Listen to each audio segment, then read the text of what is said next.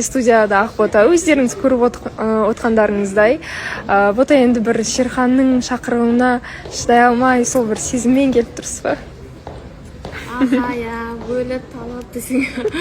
Не, айттым ғой, құсын келмей қоймады болатын еді. Просто осы жобада өніп өскен соң, су ішкен құдығыма түкірмейін деп, халық алдында басталған нәрсе болған соң, халық алдында айтайын деп келген жайым. Енді бір жауабыңыз дайын ба? Иә. Бір нақты жауап бар, иә? Нақты жауап бар, оны ойлануға қажет жоқ. Бір ретте бір жігерді осы студияға жіберген кезде өзіңіз бір жүрегіңіз елжіреп кеткен жоқ па? Мүмкін қосылсақ па деген бір. Оны айтпаймын. Енді ары қарай қандай жауап болады, бәрін бізде эфирде көре аласыздар, иә? Осындай бір еркек қылығымен қалып қалған. Мына жақта Шерхан қызғанып отыр, одан да ашық киім келмедім бе?